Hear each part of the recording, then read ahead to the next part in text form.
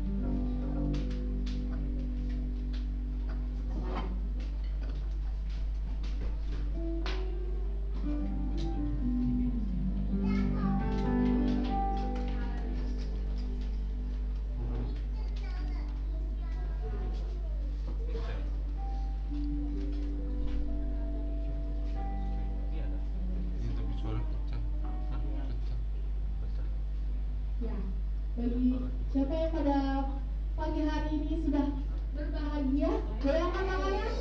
Haleluya. Pada pagi hari ini sudah berbahagia. Baunya kecilin, high-nya tinggiin. Nah,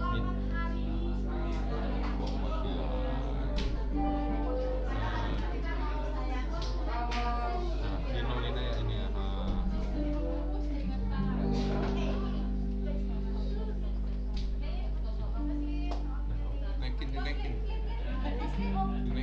Dinaikin kelas udah.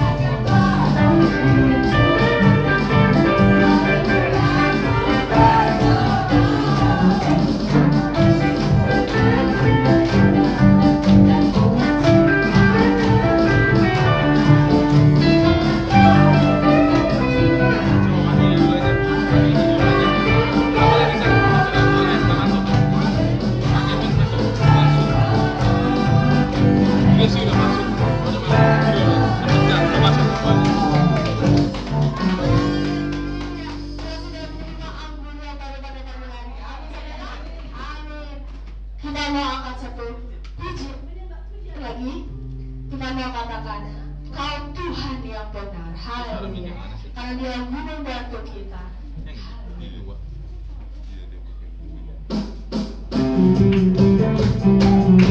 Dia jalan gini kita kecilin, kaki kita tentuin.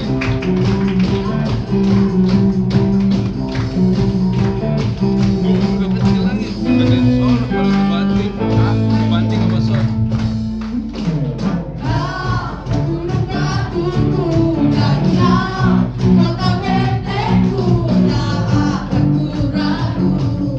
Kalau masuk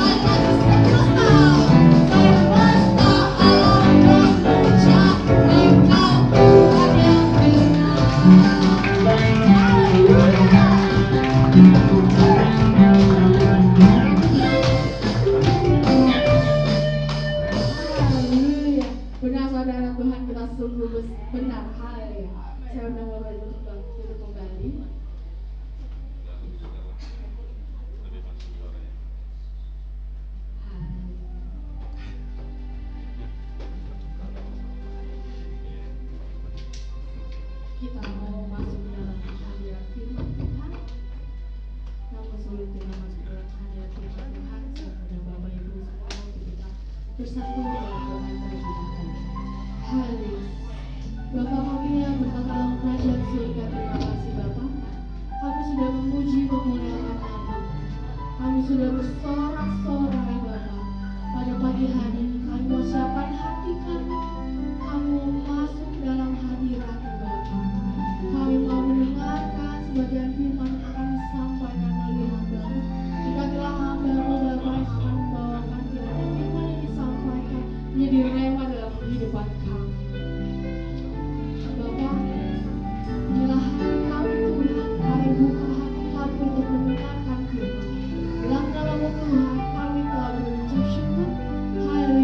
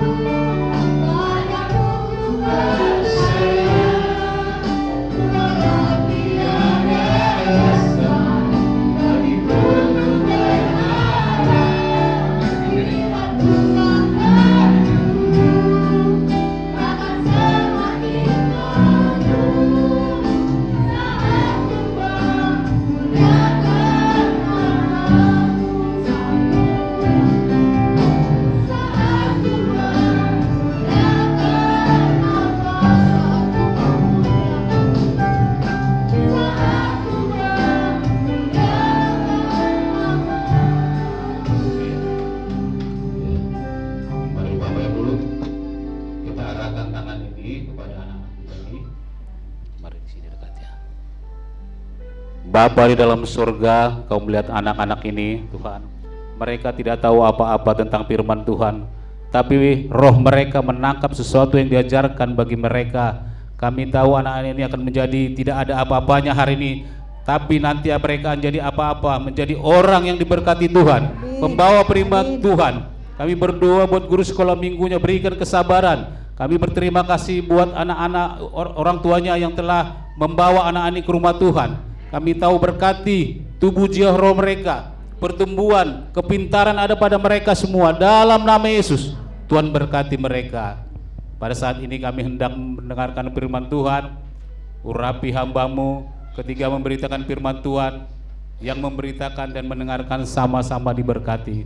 Terpuji Engkau Tuhan, dalam nama-Mu kami berdoa dan mengucap syukur kepadamu. Amin. Silakan duduk Bapak Ibu terkasih. Terima kasih buat tim Praise and Worship, luar biasa.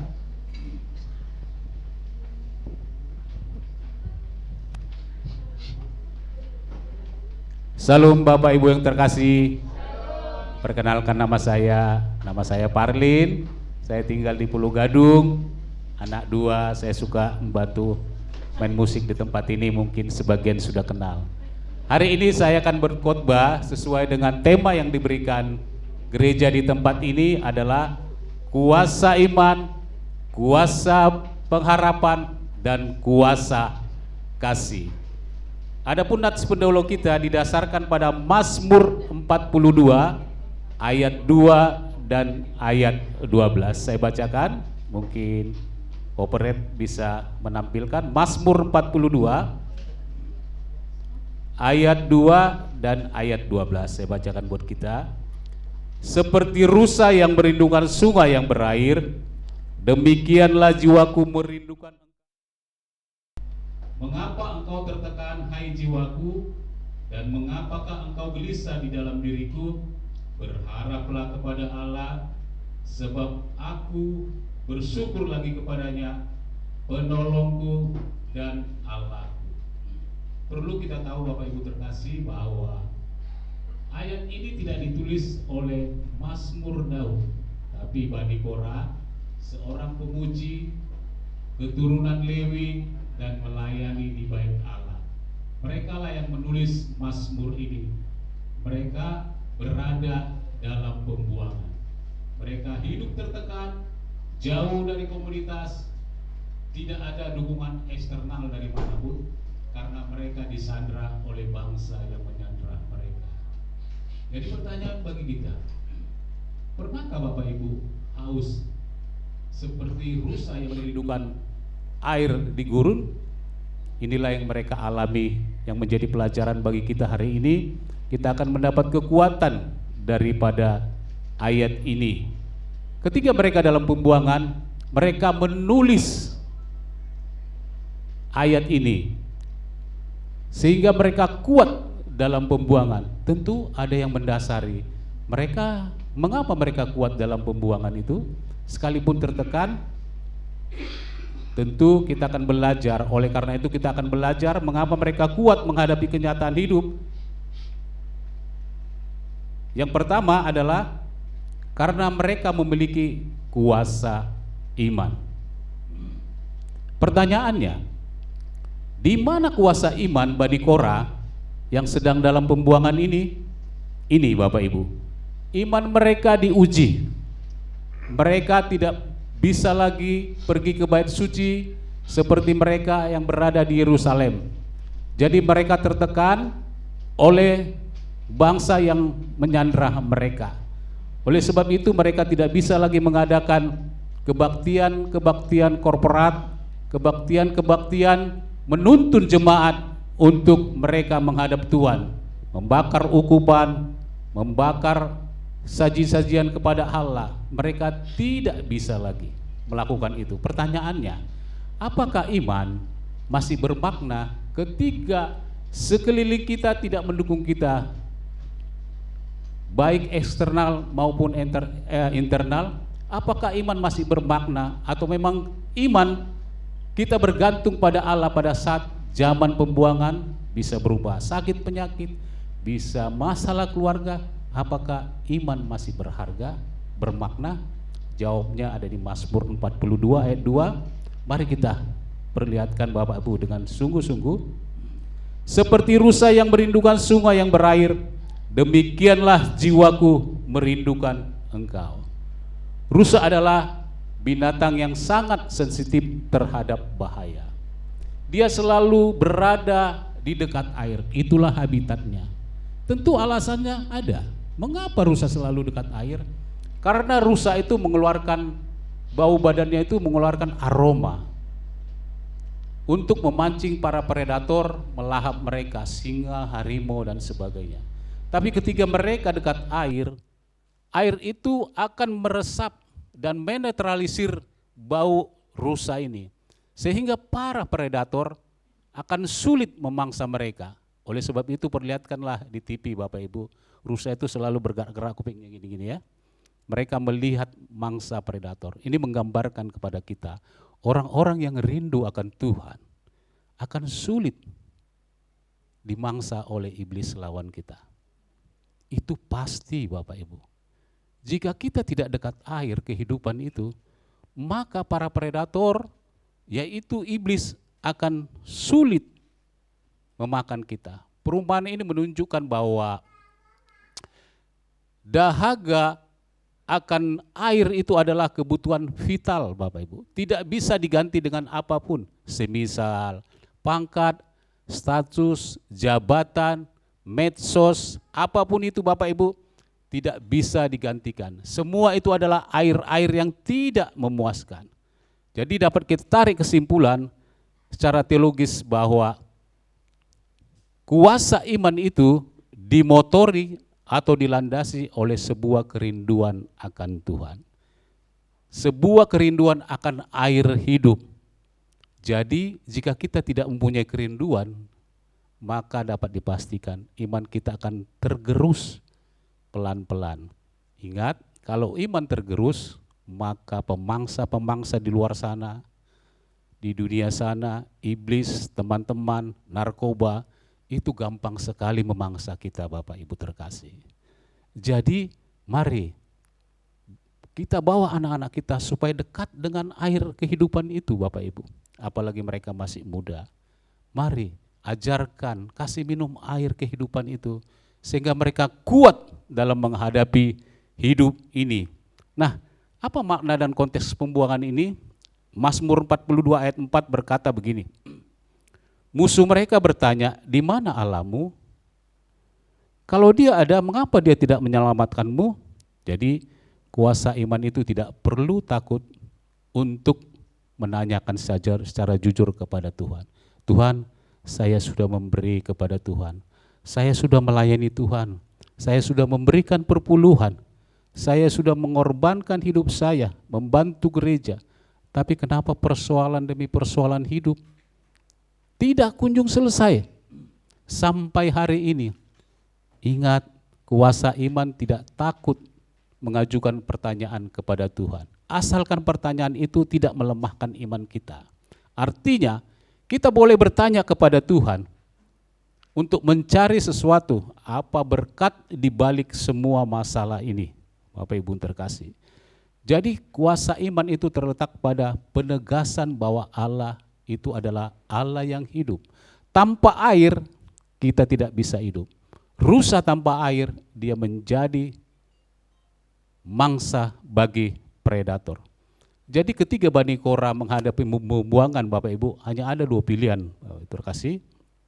Menerima pembuangan itu sebagai akhir dari iman mereka atau menemukan kuasa iman dalam pembuangan itu.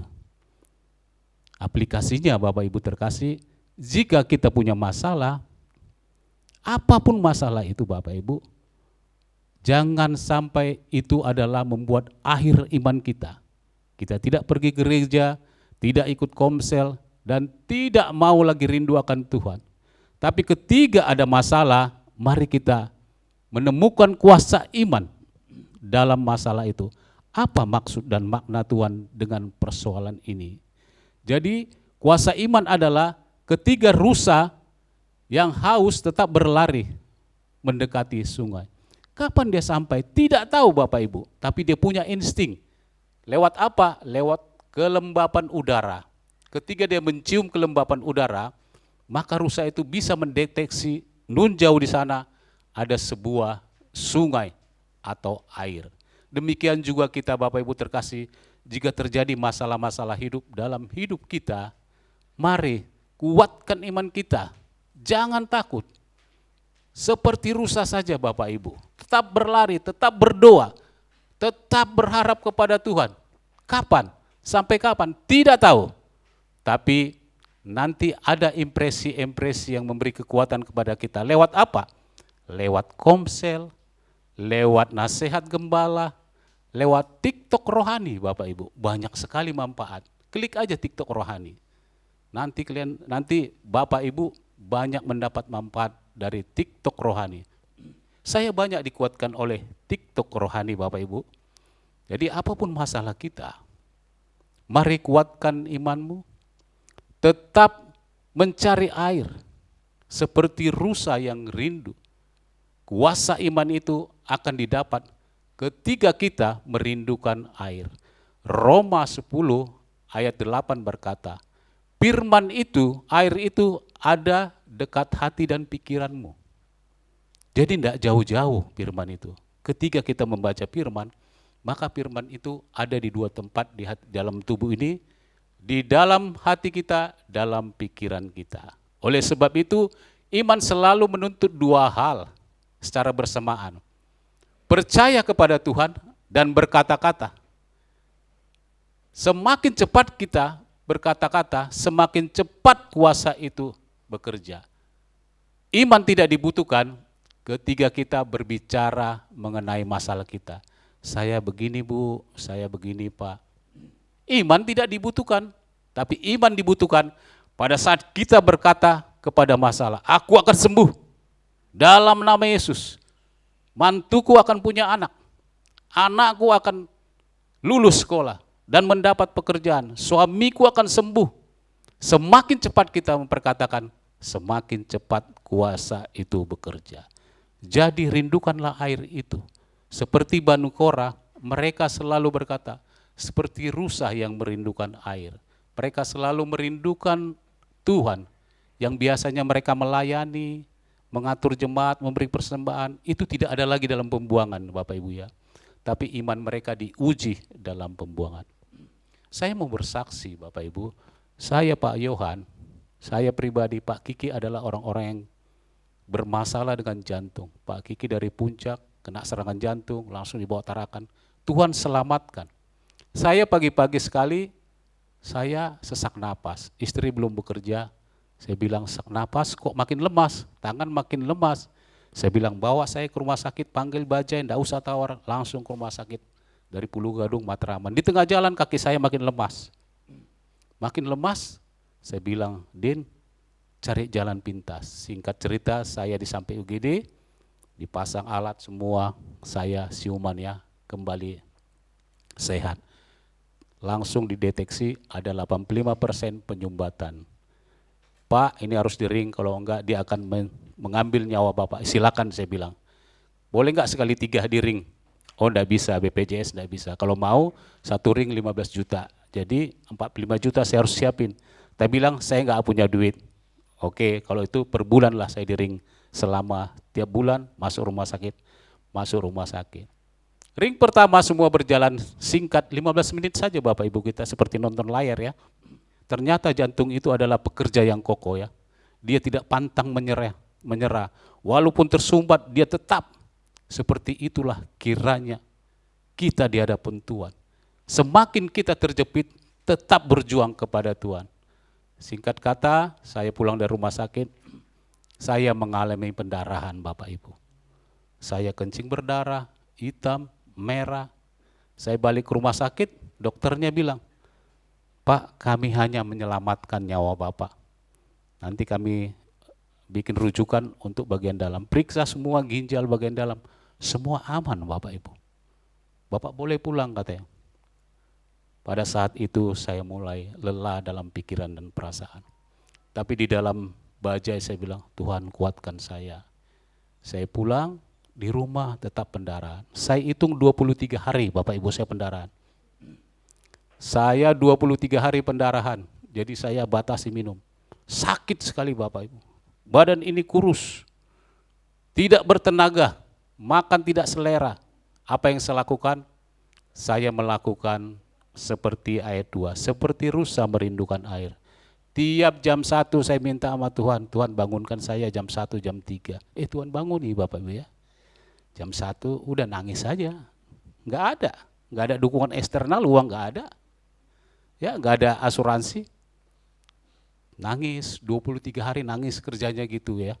Gitu aja kerjanya, setiap ke kamar mandi trauma. Setiap kamar mandi keluar darah. Akhirnya apa yang terjadi? Tuhan melihat kehausan saya kepadanya. Di gereja kami itu awal bulan itu, Pak Kiki tahu, selalu ada perjamuan kudus 2 kali ibadah. Kebetulan gembala setempat kami yang memimpin perjamuan kudus, saya pas melayani dapat tugas. Di mobil saya bilang, Parlin kau akan sembuh. Parlin engkau akan sembuh. Parlin engkau akan sembuh. Saya nyetir mobil sampai singkat kata ibadah pertama selesai, saya coba ke kamar mandi, enggak terjadi apa-apa Bapak Ibu. Saya semakin lelah, semakin letih dalam perasaan bawa pikiran Tuhan kenapa ini ya. Jadi kuasa iman itu tidak takut mengajukan pertanyaan kepada Tuhan. Ibadah kedua dimulai, saya minum, saya bilang ini Tuhan, perempuan pendarahan yang 12 tahun itu hanya memegang bajumu saja sembuh. Sekarang aku memegang perjamuan, ini adalah lambang tubuhmu. Saya katakan begitu. Ku pegang tubuhmu Tuhan, saya bahasa Medan aja lah. Tuhan ku pegang tubuhmu ini, sekalipun ini hanya lambang. Saya bilang, saya makan minum. Pergi kamar mandi, enggak terjadi apa-apa. Pulang makin lelah, makin jemu Tuhan. Makin jemu, provokasi datang, iblis kau pasti mati. Mati sama, pasti mati. Saya kuatkan iman saya, jam 4 sore, saya coba merenung lagi, saya nyanyi menyembah Tuhan. Tolong saya, jangan permalukan saya. Saya tidur, saya bangun, saya coba minum air. Jam 5 sore Bapak Ibu, itu air seni itu mulai bening ya, seperti teh yang bening. Lama jam 6 sore langsung putih semua Bapak Ibu. Sampai pada hari ini tidak ada pendarahan lagi. Beri tepuk tangan pada Tuhan. Jadi sekalipun kita dalam pembuangan Bapak Ibu, mau sakit, suami tidak bekerja dipecat, jangan takut. Seperti rusa yang merindukan sungai, demikianlah jiwaku merindukan engkau. Ada kekuatan jika air yang kita minum, firman Tuhan itu yang kita dengar atau kita perkatakan, itu memberi kekuatan kepada kita. Jangan ragu Bapak Ibu. Tuhan itu sangat sensitif dengan doa-doa orang yang menderita. Ya. Tuhan sangat sensitif dengan doa-doa yang sangat menderita. Ketika Anda menderita, datanglah seperti Bani Korah. Mereka tidak tahu kapan mereka dibebaskan, tapi akhirnya di akhir cerita Mazmur itu mereka dibebaskan. Lebih sukacita lagi. Itulah sebabnya saya lebih menyala-nyala melayani firman Tuhan. Mau jauh ke sini enggak masalah Bapak Ibu. Di Jakarta banyak sekali pelayanan, uang wah sekali Pak. Tapi tidak, kita mengingat kasih Tuhan kepada saya. Nanti kita berbicara kasih Tuhan. Yang kedua, mengapa Bani Korah kuat menghadapi tekanan-tekanan hidup dalam pembuangan? Alasan kedua adalah Bapak Ibu, mereka memiliki kuasa pengharapan. Pertanyaannya, di mana kuasa pengharapan Bani Korah pada saat mereka mengalami pembuangan? Mazmur 42 ayat 12. Ini menjadi inti pembicaraan kita. Mengapa engkau tertekan hai jiwaku? Mengapa engkau gelisah di dalam aku? Berharaplah kepada Allah, sebab aku akan bersyukur lagi kepadanya, penolongku dan Allahku. Nah, kata di situ diawali dengan kata mengapa. Kata mengapa itu bukanlah untuk mencari informasi. Bani Korah bukan mencari informasi dalam dirinya, mengapa dia seperti ini. Tapi untuk memutuskan siklus depresi yang mereka alami. Coba tanyakan kepada jiwa kalian, Pak. Mengapa hai jiwaku? Mari kita katakan. Mengapa hai jiwaku tertekan? Berarti kuasa kendali di dalam kita Bapak Ibu. Bukan di dalam jiwa kita. Paham ya Bapak Ibu ya? Mengapa engkau tertekan? Berarti kuasa kendali ada dalam pikiran kita, bukan dalam jiwa, perasaan, dan kehendak kita. Jadi kita punya self control. Nah, kata mengapa ini adalah upaya untuk memutuskan siklus depresi, stres, dan menantang apa yang terjadi di dalam diri Bani Korah pada saat itu. Artinya hanya dua pilihan pada saat itu Bani Korah. Ketiga ayat ini mereka nyanyikan. Pertama adalah menjadi korban keadaan atau mengambil tanggung jawab atas respon rohani yang telah melakukan, yang mereka lakukan di ayat 2 tadi. Seperti rusa rindu sungaimu. Mereka respon, ini adalah revolusi rohani Bapak Ibu. Mari Bapak Ibu tinggal pilih dua, menjadi korban keadaan, masalah keluarga, atau kita menjadi ngambil tanggung jawab sebagai respon rohani. Nah, kata berharap di situ dipakai kata yaca. Mempunyai makna menunggu. Artinya begini Bapak Ibu. Selama kejadian itu belum dibebaskan dari pembuangan itu belum terjadi, mereka berharap kepada Tuhan. Artinya menunggu. Tidak saja punya pengertian menunggu, tapi mengantisipasi apa yang terjadi. Dia mengatakan berharaplah kepada Allah meskipun sekarang jiwaku tertekan. Jadi meskipun jiwa kita tertekan, tetap itu kata kerja aktif, berharap adalah tetap kita lakukan. Jangan tunggu jiwa kita baik-baik. Pada saat tertekan, itulah posisi dan situasi yang paling baik untuk berharap kepada Allah. Pemazmur tidak mengatakan tunggu sampai perasaanmu berubah, baru kamu berharap. Tidak. Dia katakan berharaplah kepadaku, hai jiwaku. Kuasa pengharapan itu Bapak Ibu hebat sekali. kebangkrutan terbesar dalam dunia orang Kristen itu adalah hilangnya kuasa pengharapan. Jika seseorang kehilangan kuasa pengharapan, dia akan kehilangan keyakinan. Jika seseorang kehilangan keyakinan, maka dia akan kehilangan kebenaran. Jika seseorang kehilangan kebenaran, maka dia akan kehilangan seluruh iman percayanya.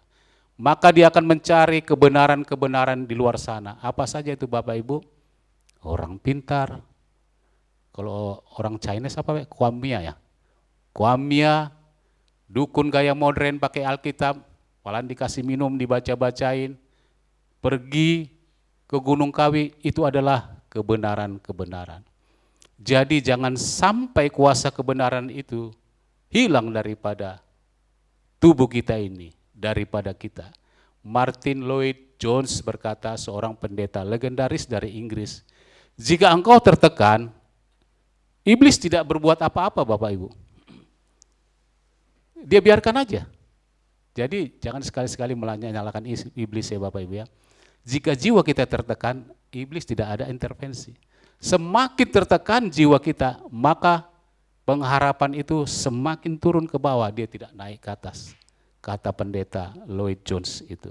Jadi masalah terbesar dalam pengharapan adalah ketika seorang kehilangan kuasa pengharapan. Artinya begini, jangan sampai keadaan-keadaan tertekan jiwa kita menggeser pengharapan yang kita pelajari sampai sekarang. Bahwa pengharapan itu adalah sumber kekuatan kita. Pengharapan yang kelihatan itu bukan pengharapan. Itu hebatnya Tuhan ya. Pengharapan yang tidak kelihatan itu adalah pengharapan akan kuasa Tuhan. Berharap saja akan hal itu. Jadi Bapak Ibu, pengharapan itu, itulah sebabnya di dalam Ibrani 6 ayat 19 dikatakan, pengharapan adalah seperti sau yang kuat dan aman bagi jiwa kita. Kata kuncinya adalah aman bagi jiwa kita. Kenapa dikatakan aman bagi jiwa kita? Jiwa kita ini suka berubah-ubah. Kadang sedih, kadang khawatir, kadang cemas, kadang baperan, bawa perasaan. Padahal dalam kekristenan enggak ada baperan ya, bawa perasaan. Yang ada baperan bawa perubahan ya. Setuju Bapak Ibu ya? Ketika kita baperan, ya bawa perubahan lah, jangan bawa perasaan. Gara-gara si anu nih, ya gara-gara si anu ini. Enggak Bapak Ibu. Jadi mari kita jangan menjadi korban perasaan, tapi korban apa? Enggak kita yang jadi korban. Kita adalah orang-orang yang kuat dalam pengharapan. Ketika kita berharap kepada Tuhan, maka terjadi revolusi rohani dalam diri kita. Artinya, yang tadi dari jadi korban emosi menjadi pendidik emosi. Jadi kita harus didik jiwa kita ini, hai jiwaku, mengapa engkau tertekan? Kita didik supaya dia tidak tertekan. Itulah sebabnya pengharapan itu aman bagi jiwa kita. Analognya begini Bapak Ibu, ketika sebuah kapal bersandar ke pelabuhan, dia selalu menurunkan jangkar. Tidak ada kapal yang tidak menurunkan jangkar Bapak Ibu. Kenapa? Karena dia akan aman ketika jangkar turun. Dia tidak diombang-ambingkan, dibawa ke tengah laut. Seperti itulah orang-orang yang berharap kepada Tuhan. Maka dia akan kuat, tidak diombang-ambingkan oleh dunia ini. Berharap kepada Tuhan adalah kuasa yang memberikan kita kekuatan. Saya suka melayani di tempat kami lingkungan ini, ada namanya gereja Bapak Ibu, gereja karismatik. Saya kenal pendetanya, saya suka melayani di sana. Saya bantu-bantu. Ada seorang ibu ya, ibu X ya namanya. Umur sekitar 55 tahun ya. Samalah seperti saya juga suka main gitar sama dia kalau berdoa. Ibu ini sangat hebat berdoa. Artikulasi kata-katanya sangat baik sekali Bapak Ibu. Intonasinya sampai saya ingat, saya latih tidak bisa. Ya, kata-katanya itu enak banget sampai iman saya timbul, pengharapan saya timbul. Setiap ibu ini berdoa. Jadi para pendoa junior itu kalau mau berdoa enggak berani lagi. Udah ibu itu aja lah yang berdoa, doanya cengples katanya.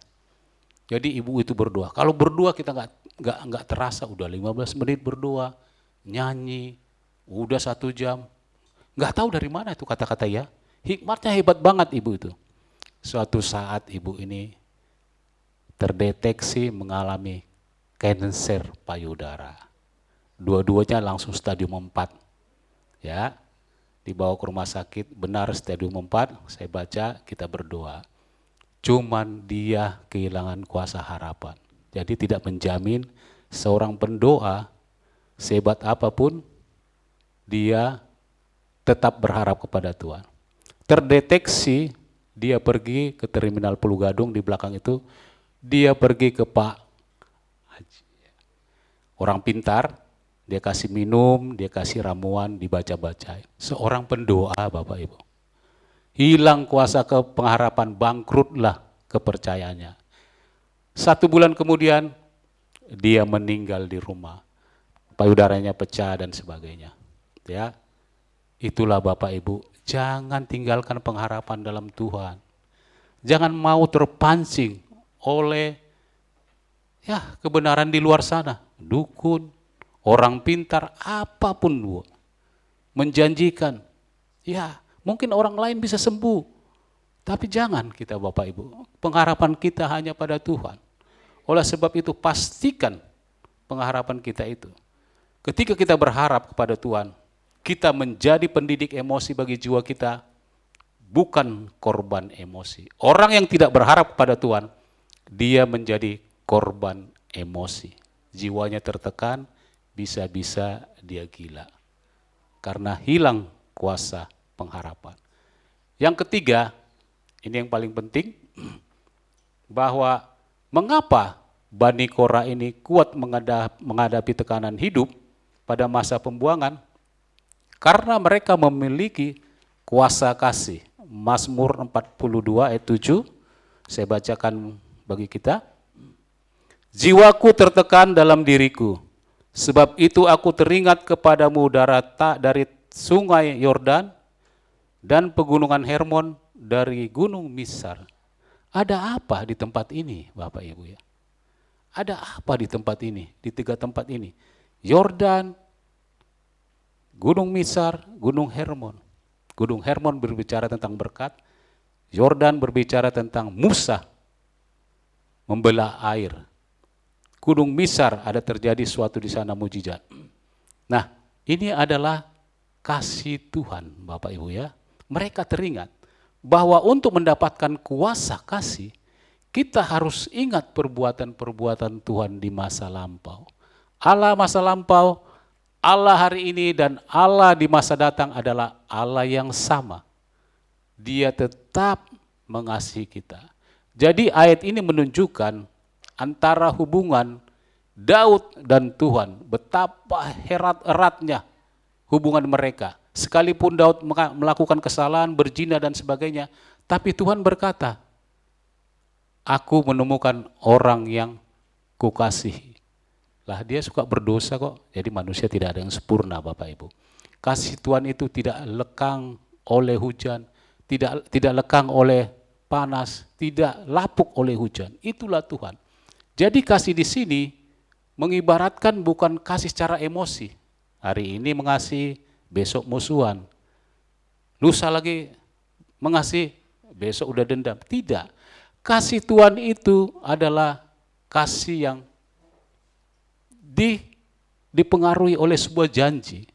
Karena Tuhan yang memulai dulu, jadi lebih kuat yang mengasihi daripada yang dikasihi. Sekalipun yang dikasih itu berbuat dosa. Tapi ketika Tuhan berjanji, dia tidak akan melepaskan kasih itu. Itulah sebabnya kita mendapatkan kasih karunia hari ini ya. Kita bisa terselamatkan Bapak Ibu.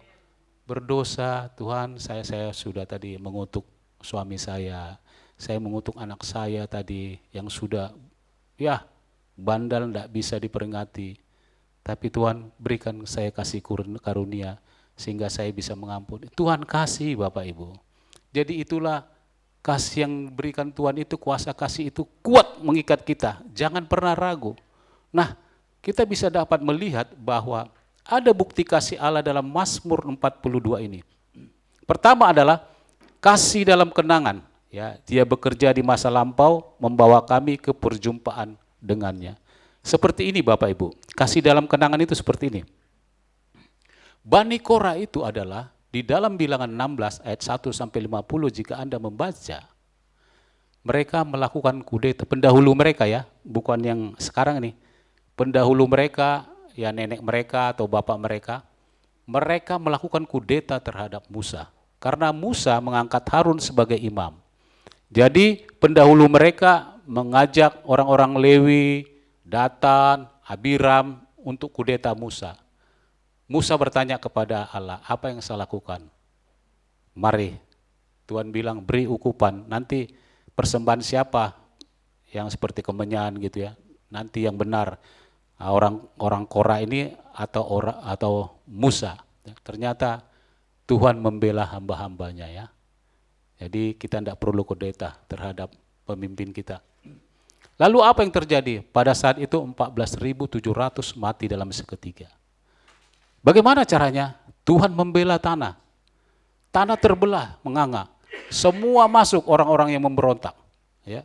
Tapi generasi anak-anak Bani Korah ini tidak mau memberontak mengikut bapaknya. Sehingga mereka terpilih dalam Mazmur 42 ini menjadi orang Lewi. Mereka teringat akan kasih Tuhan. Mari Bapak Ibu, kuasa kasih Tuhan itu kita ingat. Seperti apa kita dulu ya?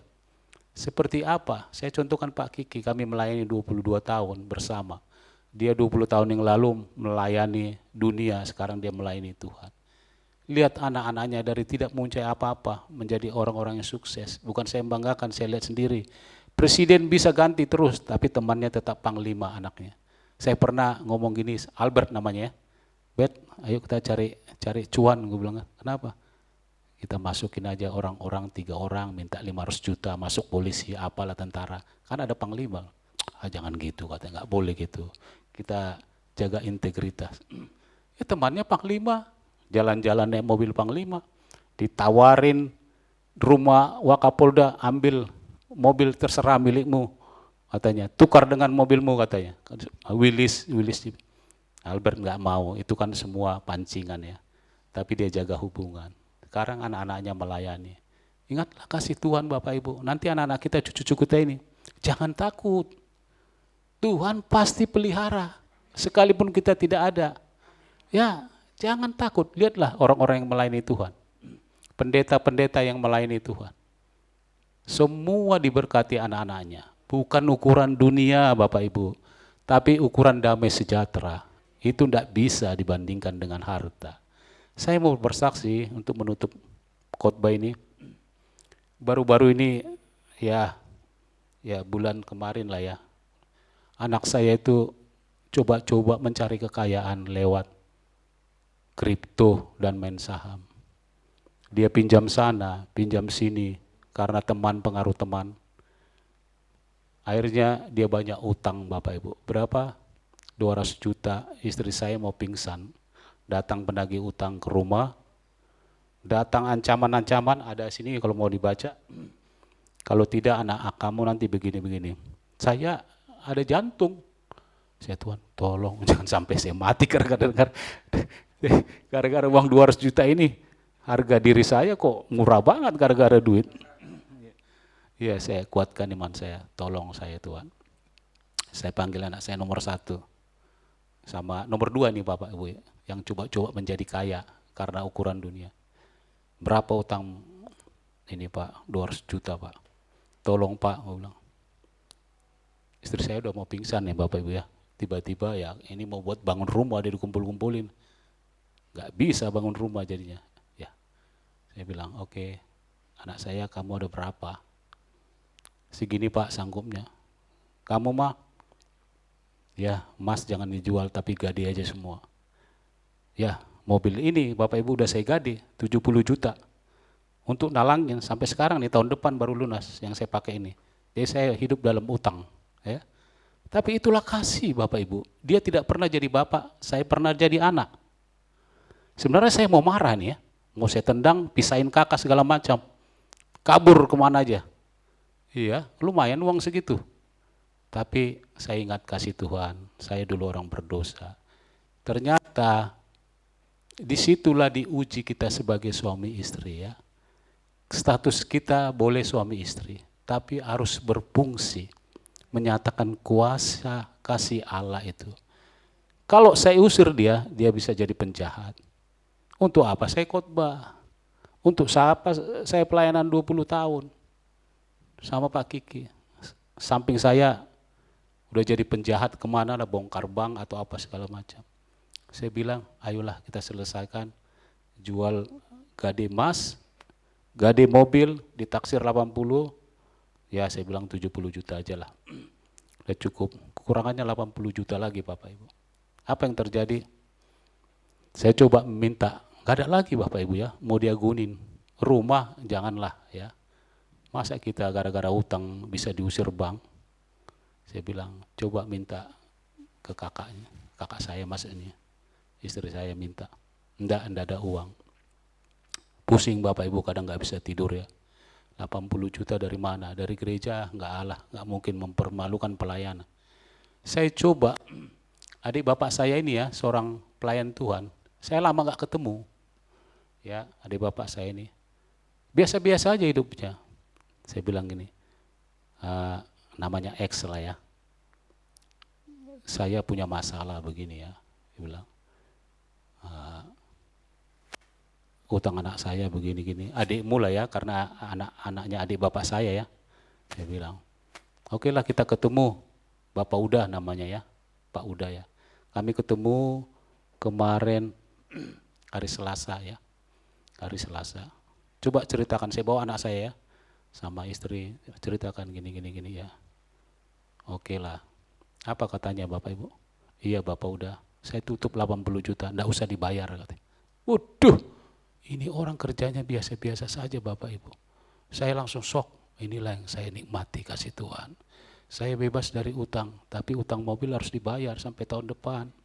Tapi anak saya, dia lepas dari pemburu-pemburu pemangsa Bapak Ibu ya. Itu karena dia ya awat-awatan lah Bapak Ibu, mau gereja enggak? Iya enggak gereja. Jauh dari firman. Jadi pemangsa itu selalu memangsa dia. 200 juta Bapak Ibu kami harus lunasi. Tapi untunglah dapat kami keringanan. Adik bapak saya itu berkata, enggak usah dibayar udah. Enggak usah dibayar. 1% pun enggak bisa. Saya rela ngasih. Ini persetujuan istri enggak? Iya, suami istri kami sudah rela. 80 juta asal dia berubah. Dibayar. Kemarinlah Selasa kemarin kami lepas. Saya nasihati anak saya, jangan masuk dalam jurang yang sama ya, saya bilang. Kami mau tua ini mau enak-enak lah, tapi dapat masalah begini, diteror, datang ke rumah. Tapi itulah Tuhan. Tuhan berikan kasih pertolongan. Dari mana saya 80 juta? Enggak ada lagi. Kakak-kakak enggak mau lagi.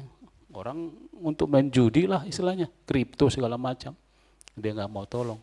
Tapi ada aja pertolongan Tuhan yang dulu enggak pernah kita teringat. Ya, Tuhan bayar dengan kesetiaan kita, ya. Jadi setia saja melayani, nanti dapat kasih Tuhan ya. Anak kita nanti dapat apa? Mantu yang baik. Jangan cari mantu yang sempurna Bapak Ibu, nggak ada. Minta aja Tuhan, saya minta mantu yang baik, baik kantongnya, baik rumahnya, ya baik pada mertua. Kalau minta jodoh mantu yang sempurna, kecewa nanti Bapak Ibu. Oleh sebab itu, mari Bapak Ibu terkasih, sekalipun kita berada dalam pembuangan, pastikan Bapak Ibu cari kuasa iman, cari kuasa pengharapan, cari bahwa Tuhan itu adalah orang yang pribadi yang berkomitmen untuk mengasihi kita. Oleh sebab itu, kuatkan hatimu apapun yang terjadi. Karena kedepannya jahat, mari berharap kepada Tuhan. Mari kita berdoa Bapak Ibu terkasih. Kami mengucap syukur kepadamu Tuhan, kebenaran firman ini menjadi penghayuan bagi kami bahwa Tuhan adalah orang tipikal yang sangat sensitif dengan permintaan tolong kami ketika kami meminta tolong. Biar kami menemukan kuasa iman dalam kehidupan kami sehari-hari ketika kami rindu akan haus firman Tuhan, menemukan kuasa pengharapan, menemukan kuasa kasih daripada Tuhan sendiri. Berkati kami Tuhan, berkati jiwa kami, berkati tubuh kami, berkati pikiran kami, sehingga kami tetap dalam Tuhan. Dalam nama Yesus kami berdoa dan mengucap syukur. Amin. Amen.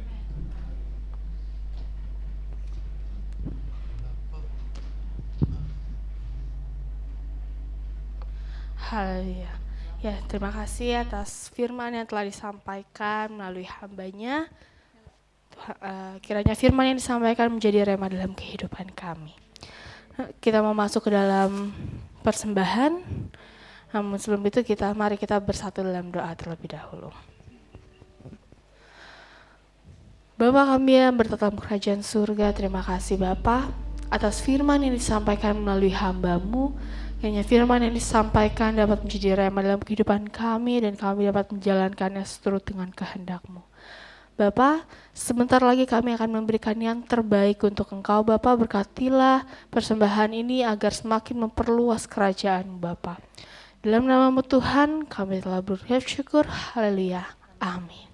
Kita mau angkat satu pujian, kecaplah dan lihatlah. Haleluya.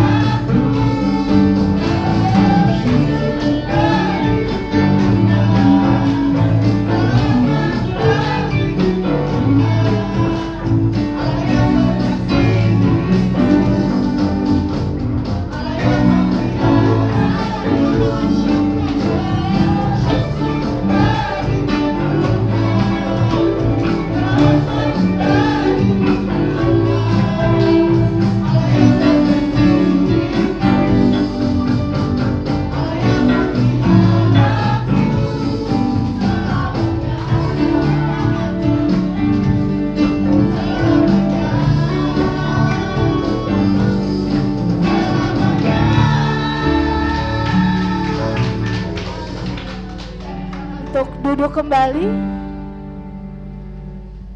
Kita akan mendengarkan pengumuman sepekan. Ya, atas nama Gereja Betani Jemaat Immanuel mengucapkan terima kasih atas pelayanan yang telah diberikan oleh Bapak Parlin. Kiranya pelayanan yang diberikan, kiranya Tuhan Yesus memberkati keluarga, aktivitas serta pelayanan Bapak. Ya, kita akan mendengarkan pengumuman sepekan. Yaitu kita akan ada doa fajar setiap minggu ini kita akan mengadakan doa semalam suntuk, maaf saudara. Kita akan mengadakan doa semalam suntuk. Doa semalam suntuk ini dibagi menjadi 2 sesi, yaitu sesi pertama itu dari jam 10 malam sampai jam 12 malam. Kemudian akan dilanjutkan oleh sesi kedua, yaitu dari jam 2 pagi sampai jam 5 sore. Saya mengundang Bapak Ibu semua untuk bisa jam 2 pagi sampai jam 5 pagi, bukan jam 5 sore, saudara. Waduh. 24 jam. Gak apa-apa, kita selalu bertemu gitu. Oke, ya. Saya mengundang Bapak Ibu semua untuk bisa hadir di dalam doa fajar kita yang diadakan setiap minggu pertama atau Jumat pertama. Ya. Kemudian ibadah WBI apakah ada? Oke, ibadah WBI nanti akan dilanjutkan di jam 3 sore. Yaitu hari Sabtu dilanjutkan oleh WBI di jam 3 sore di lantai 2 Gereja Betani Jemaat Immanuel. Kemudian akan dilanjutkan juga oleh ibadah youth di lantai 2 jam 5 sore. Jadi saya mengundang untuk para ibu-ibu maupun kaum muda untuk dapat menghadiri ibadah yang ada. Kemudian kita akan bertemu kembali di ibadah hari Minggu, yaitu ibadah raya di jam 10 pagi sampai selesai disertai oleh sekolah minggu. Ya, kita juga mengundang Bapak Ibu semua untuk dapat menghadiri ibadah Natal kita, yaitu pada tanggal 21 Desember nanti kita akan mengadakan Natal kita, dan saya mengundang untuk Bapak Ibu semua dapat hadir di ibadah Natal kita. Oke, itu aja untuk pengumuman sepekan. Kita akan tutup akhiri ibadah ini. Kita akan angkat satu penyembahan Kau Allah yang besar. Haleluya Yesus. Kau Allah yang besar, ajaib dan mulia. Kau Yesus yang selalu membuatku berkesenangan. Segala pujian bagimu ya Tuhan. Hanya Kau yang layak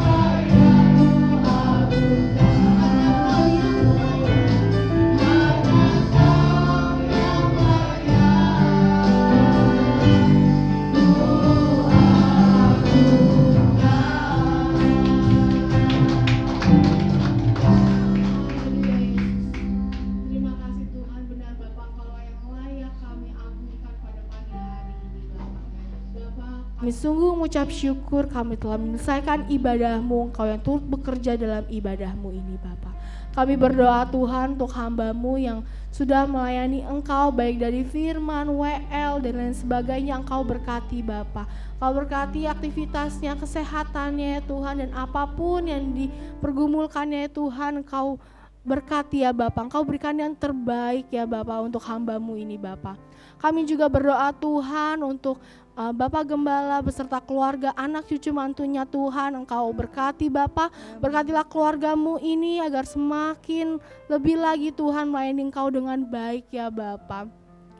Engkau berkati Bapak keluarganya, aktivitasnya, pelayanannya ya Tuhan, dan apapun yang pergumulan yang sedang dipergumulkan Tuhan, Kau berikan yang terbaik Bapak.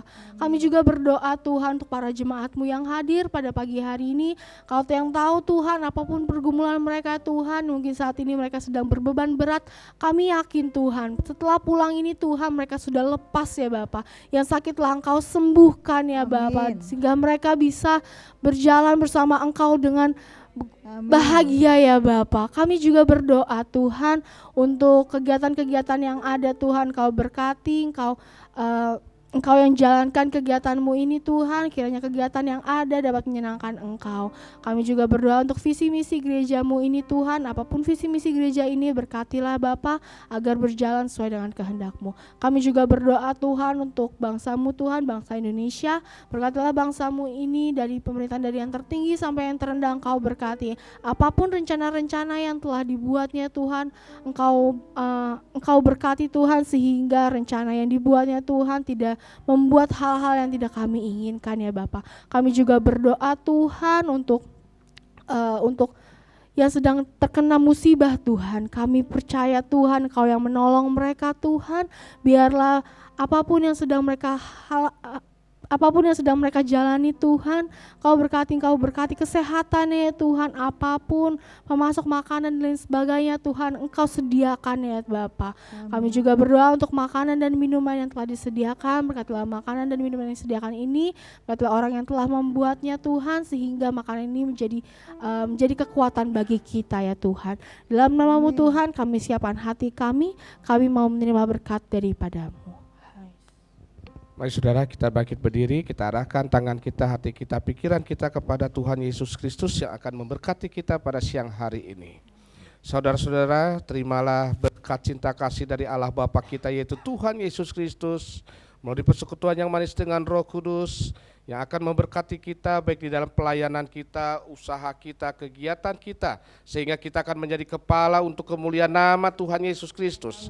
Kehidupan kita akan terus naik, karena Tuhanlah yang akan menyertai kita dan memberikan kekuatan, damai, sukacita bersama keluarga mulai siang hari ini sampai Maranatha. Tuhan Yesus datang kedua kali menjemput kita di awan-awan yang permai.